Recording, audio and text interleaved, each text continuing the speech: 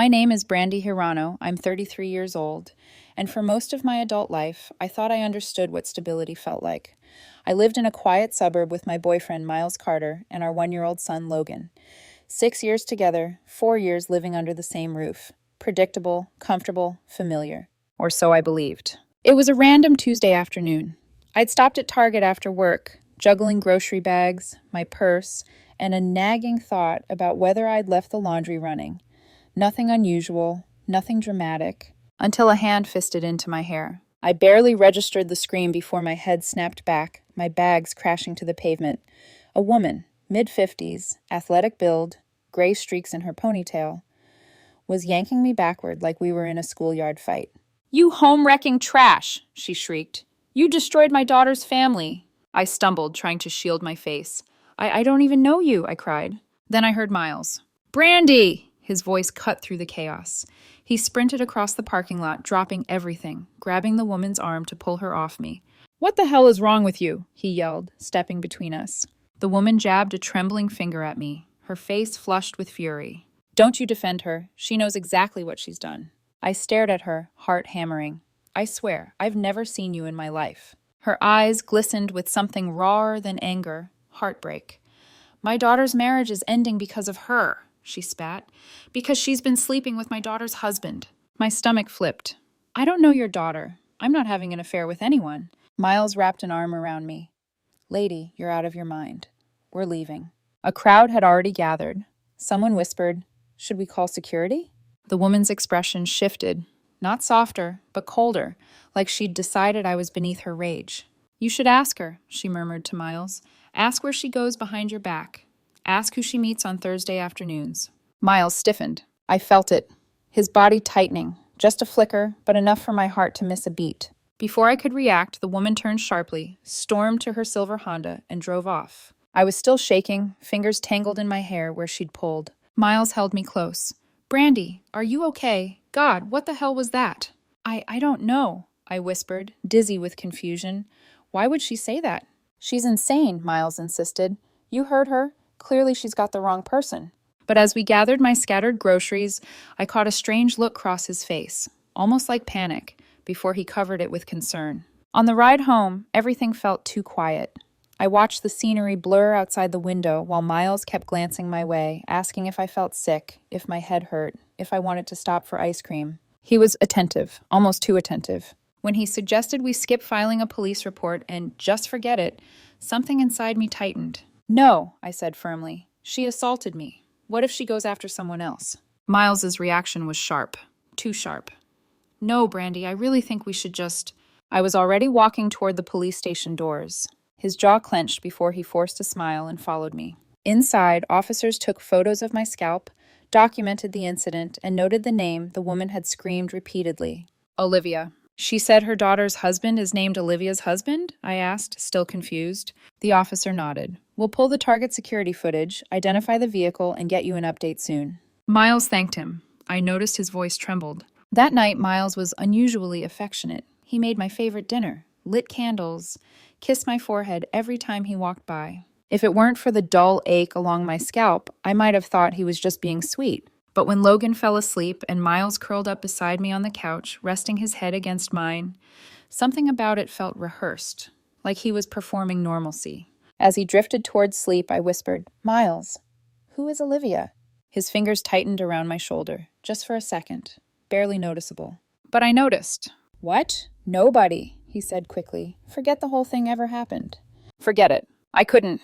The next morning, I called the detective. When he told me they had pulled the footage and identified the attacker, I felt a chill. "Her name's Mabel," he said. "Lives about 15 minutes from you. Do you want her contact info? Sometimes speaking directly helps resolve misunderstandings." I hesitated. Something inside me whispered, "This wasn't a misunderstanding. Something is wrong." I wrote down Mabel's address anyway. By Saturday morning, Logan was napping at home with Miles, and I was sitting in my car across from a quiet suburban house, Mabel's house, my hands gripping the steering wheel so hard my knuckles turned white. I took one last breath, and I walked up to her door. Mabel opened the door almost immediately, as if she'd been standing behind it, waiting. Her expression shifted, first confusion, then recognition. "You," she said quietly. "You came." I swallowed hard. I need to understand why you attacked me, why you said those things. Her jaw tightened. She stepped aside. Come in. I followed her into a tidy living room, scented faintly of lavender and furniture polish. No small talk, no welcome. Just tension so thick it settled heavily on my shoulders. Mabel didn't offer coffee or water. She picked up her phone off the table with the resolve of someone preparing for battle. I owe you an apology for how I confronted you, she began, steady but cold. But I don't owe you an apology for what I said. My chest tightened. I told you, I don't know your daughter. Mabel exhaled sharply through her nose. I wish that were true, Brandy, for all our sakes. She unlocked her phone, scrolling with trembling fingers. You said you're not sleeping with my daughter's husband, she murmured. You said you don't know who Olivia is. Her eyes lifted to mine, watery and furious. I'm giving you one chance. One last chance to stop lying. I'm not lying, I whispered. Mabel looked at me with something like pity, the expression that terrified me more than her rage. Sit, she said. I did. Then she turned the screen toward me, and my world split open. The first image, a dim hotel room. Miles, my Miles, laughing, shirt half unbuttoned, holding a glass of wine. And sitting beside him, a woman, Olivia, a stunning brunette in her early 30s, leaning into him like she belonged there. My breath left my body. Mabel swiped again. Another photo, a different hotel, Miles kissing Olivia's neck. My throat closed. I tried to speak, but no sound came out. Nicole, my daughter, found these, Mabel said. They were backed up on Olivia's husband's laptop. She confronted him. He admitted to the affair. She swiped again. Restaurant receipts. Dinner plates I'd never seen, locations I'd never visited. Every Thursday, like clockwork. And always signed, M. Carter. My stomach dropped so hard it felt like falling. No, I whispered. He told me he works late on Thursdays, vendor meetings, site visits. Mabel's voice softened. Yes, that's exactly what Olivia's husband, Nicholas, believed too. She showed me messages next. Dozens. Hundreds. The contact name listed as J, but the number at the top was unmistakable. Miles's number. I fumbled for my phone with shaking hands. Compared the digits. A perfect match. My vision blurred. I don't understand, I choked. Why didn't he just leave me if he wanted someone else? Mabel didn't answer immediately. She swiped again. I wish she hadn't. The time-stamped hotel photo. Olivia lying across crisp white sheets, smiling directly into the camera. And around her neck, my necklace. The one Miles gave me for our anniversary. The one he later said I lost. My heart cracked open. I remembered searching the house, tearing apart drawers. And he had just stood there, offering to help look, while the necklace lay warm against Olivia's skin in a hotel room. I pressed a trembling hand over my mouth. She wore it in front of you, Mabel whispered. While you were looking for it, tears burned hot behind my eyes, but I refused to let them fall. Not yet. She took a breath, bracing herself. There's more. I shook my head. Please, I can't. You need to see this, she insisted. She opened a screenshot of text messages exchanged exactly 2 weeks before I told Miles I was pregnant. Miles, are you sure? What if it isn't mine? Olivia, relax. I'll handle it. She'll never know. The world fell silent. Then Mabel asked quietly, Brandy, Logan is 1 year old, yes? I nodded numbly. And your pregnancy was unplanned? Another nod. You got pregnant while Olivia and Miles were still actively involved. Her words felt like daggers. You're saying Logan might not be... I couldn't say it. You deserve the truth, Mabel said, placing her phone face down. My daughter didn't deserve any of this. Neither did you. I didn't remember standing, or thanking her, or walking out the door. Only the cold air hitting my face like a slap and my breath coming in sharp, ragged sobs. I sat in my car for 20 minutes before I could even put my keys in the ignition.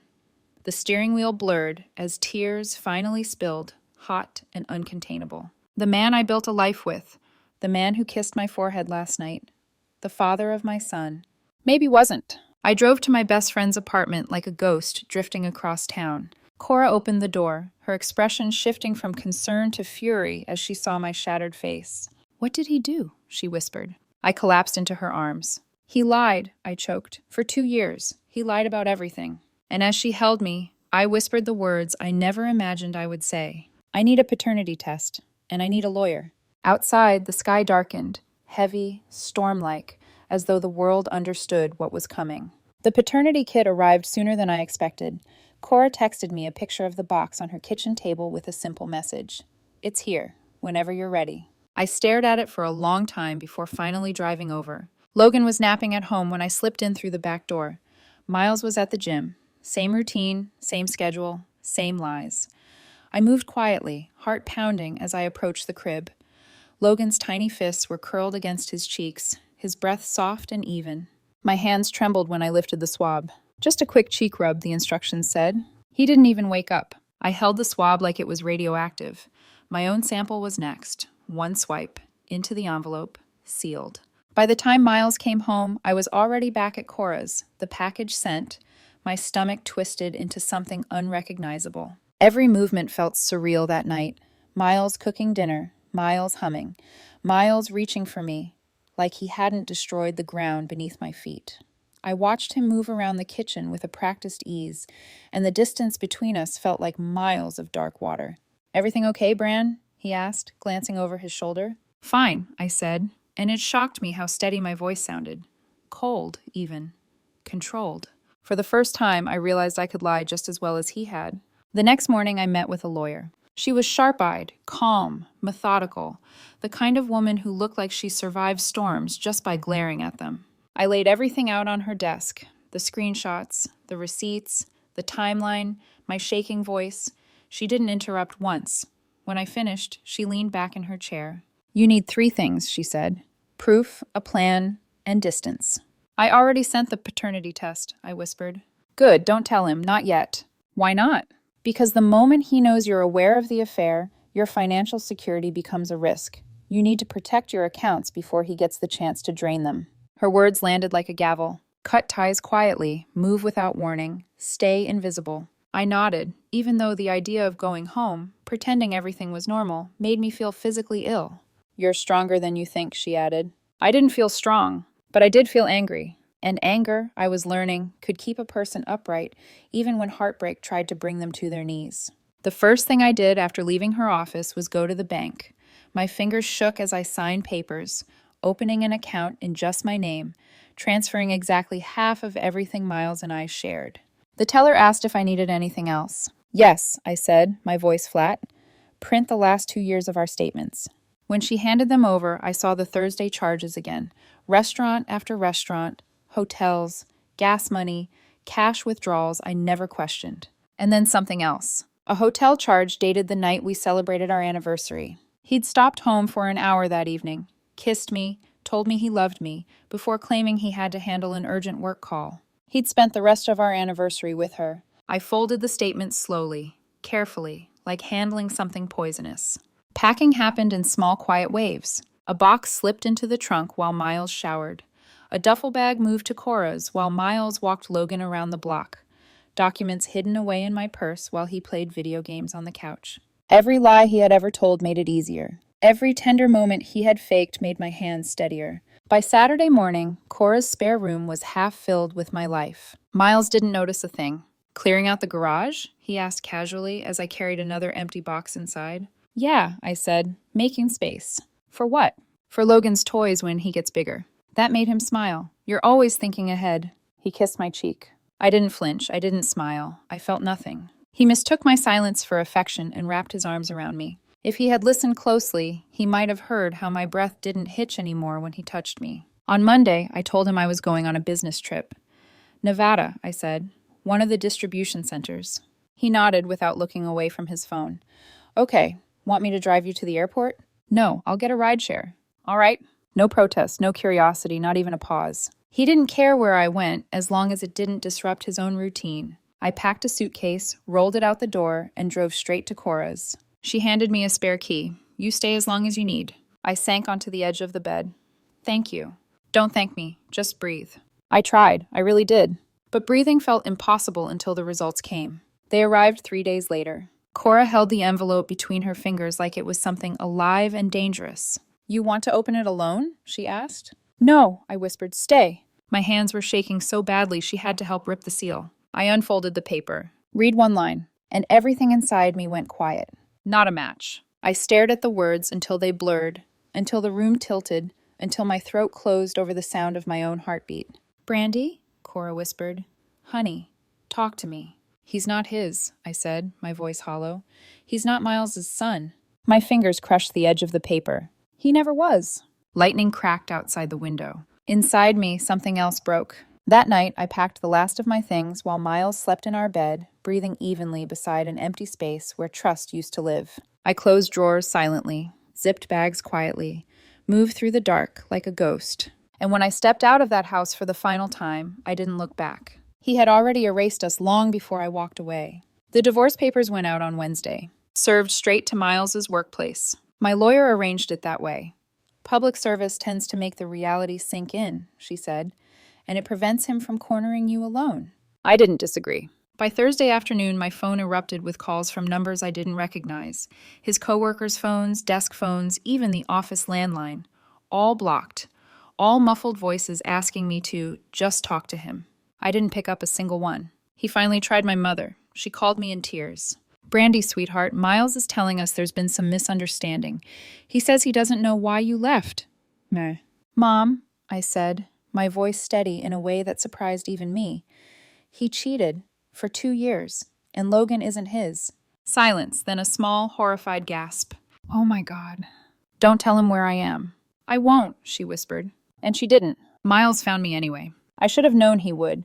6 years together teaches someone your habits, your safe places, your stress patterns, the people you turn to. He showed up at Cora's apartment on a humid Saturday morning, pounding on the door like he wanted to rip it off its hinges. Brandy, his voice cracked. Open the door, please. Cora peered out the peephole. Do you want me to call the police? No, I whispered, not yet. Brandy, he shouted again. I just want to talk. Cora placed a steadying hand on my back. You don't owe him anything. But I opened the door anyway. Miles looked like he hadn't slept. Eyes red, hair disheveled, tie crooked, as if he'd yanked it loose on the drive over. The moment he saw me, relief washed over his face like a wave. God, Brandy, he breathed, stepping forward. Thank God. I held up a hand. He froze. We talked, I said flatly. Now speak. His expression flickered, hurt, disbelief, then quickly smoothed into something rehearsed. Okay, he swallowed hard. I know the papers scared you. I know you're overwhelmed, but this is insane, Brandy. You can't just blow up our life over someone else's accusations. I laughed. Actually laughed. Someone else's? I repeated. Miles, she showed me pictures, receipts, messages. You didn't even bother changing your number. His jaw clenched. We went through a rough patch, he muttered. People make mistakes. Mistakes don't last 2 years. I never meant to hurt you. You didn't just hurt me, I shot back. You involved our son. His face tightened. Logan is my son. No, I said coldly. He's not, and you knew. For a moment, he looked genuinely stunned. Then his shock curdled into anger. You tested him behind my back? You cheated behind mine, I said.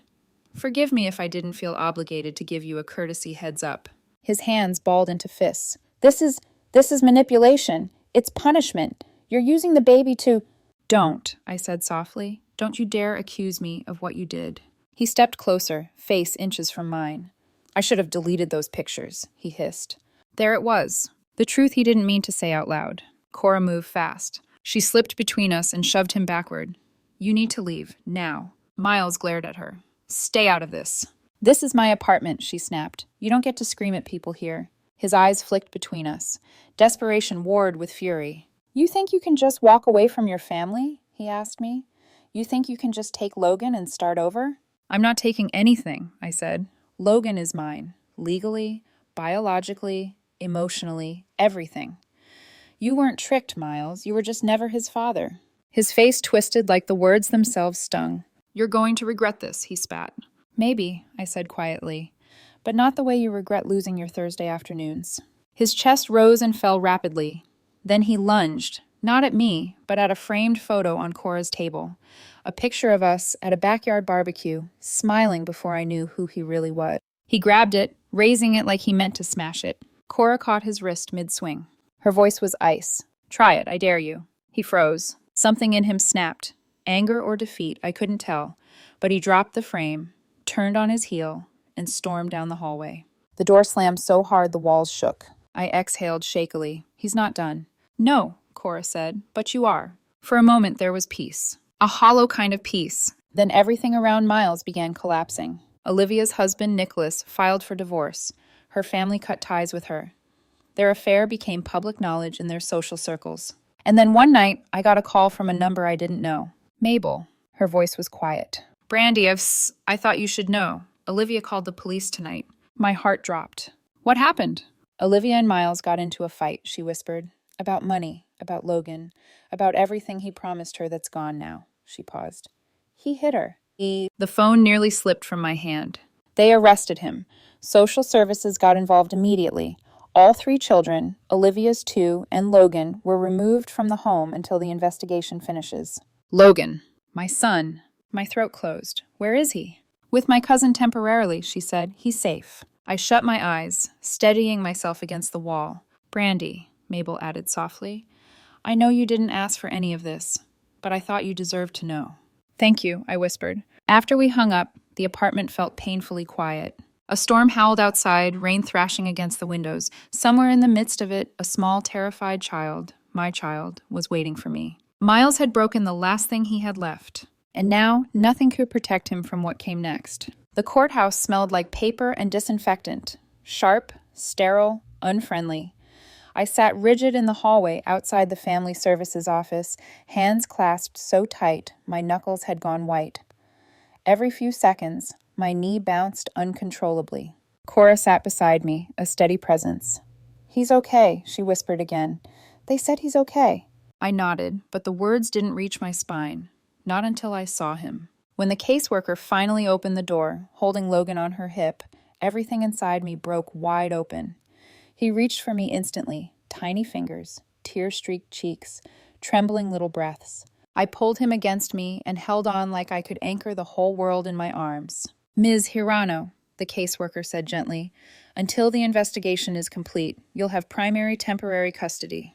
Given the paternity results and your cooperation, it's likely to become permanent.